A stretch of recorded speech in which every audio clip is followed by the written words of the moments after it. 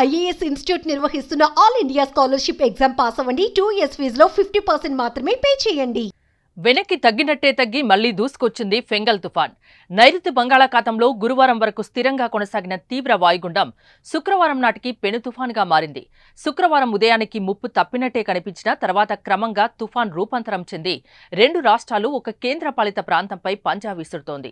తుఫాన్ స్వల్పంగా దిశ మార్చుకుని పశ్చిమ వాయువ్యంగా పయనించి శనివారం రాత్రికి మహాబలిపురం, కారైక్కల్ మధ్య పుదుచ్చేరి సమీపంలో తీరం దాటవచ్చని అంచనా వేస్తున్నారు.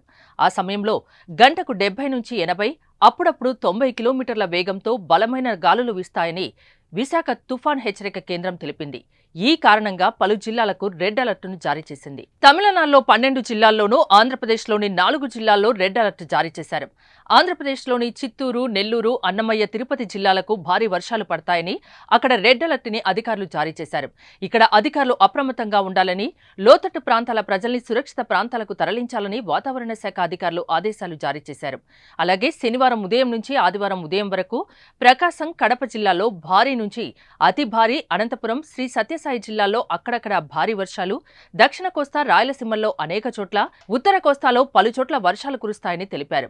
తుఫాను ఉత్తర తమిళనాడు తీరం దిశగా వస్తున్నందున కోస్తాలో తీరం వెంబడి గాలుల ఉధృతి పెరిగింది.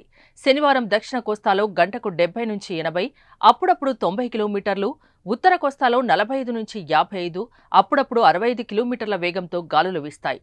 ఇంకా డిసెంబర్ 1, 2వ తేదీల్లో తీరం వెంబడి గాలులు వీస్తాయని, మత్స్యకారులు చేపల వేటకు వెళ్లరాదని విశాఖ తుఫాన్ హెచ్చరిక కేంద్రం తెలిపింది.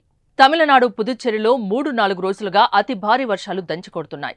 చెన్నై సహా రాష్ట్ర వ్యాప్తంగా అన్ని జిల్లాల్లోనూ అధిక వర్షపాతం నమోదవుతోంది. అనేక ప్రాంతాలు జలమయమయ్యాయి. తిరువల్లూరు, చెంగల్పట్టు, కాంచీపురం, విల్లుపురం, కాళ్లకురచి, కడలూరు జిల్లాలు ఈ భారీ వర్షాల వల్ల అతలాకుతలమవుతున్నాయి. లోతట్టు ప్రాంతాలు జలమయమయ్యాయి. ఈ వర్షాల వల్ల తమిళనాడు, పుదుచ్చేరి ప్రభుత్వాలు పాఠశాలకు సెలవును సైతం ప్రకటించాయి.